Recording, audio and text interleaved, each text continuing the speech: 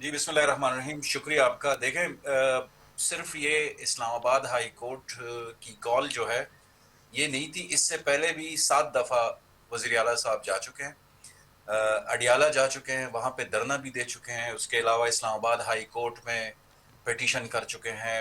मुख्तलिफ जो जितने भी कानूनी ऑप्शंस थे, वज़ीर आज़म साहब को कह चुके हैं, जो जब उन्होंने बताया कि मैं पूछ कर बताऊंगा।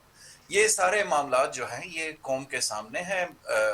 हमारे पास जितने भी लीगल एवेन्यूज़ हैं, पाकिस्तान तहरीक इंसाफ के पास, वज़ीर आला साहब के पास, वो हम एक्सरसाइज कर रहे हैं। उस सब के बावजूद आप देख लें कि जिस किस्म का बयानिया बनाया गया सुहेल आफरीदी के खिलाफ, कि सबसे पहले तो उनको खुदा न खास्ता एंटी स्टेट डिक्लेयर कर दिया गया, उनके खिलाफ प्रेस कॉन्फ्रेंसेस हुई, उनको उनके ऊपर प्रोपेगंडाज होते रहे कि जी ये तो पता नहीं कोई मनशियात का कारोबार करते हैं, कोई टाउट्स वगैरह जो है वो मीडिया पर बैठकर इस तरह की वाहियात गुफ्तगू करते आ रहे थे।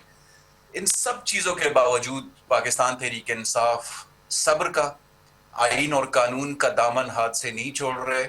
हम पाकिस्तान के आइन और कानून के अंदर रहते हुए जितने भी हमारे ऑप्शंस हैं हम वो एक्सरसाइज कर रहे हैं। इंशाल्लाह कल जुमेरात का दिन है, वज़ीर आला साहब जो है, क्योंकि कल सियासी लोगों की मुलाकात है, लिस्ट जा चुकी है अडियाला जेल के सुपरडेंट को, और जो जिसमें वज़ीर आला साहब भी हैं, कल जा रहे हैं इंशाल्लाह, और उम्मीद है कि वज़ीर आला साहब की मुलाकात करा दी जाएगी।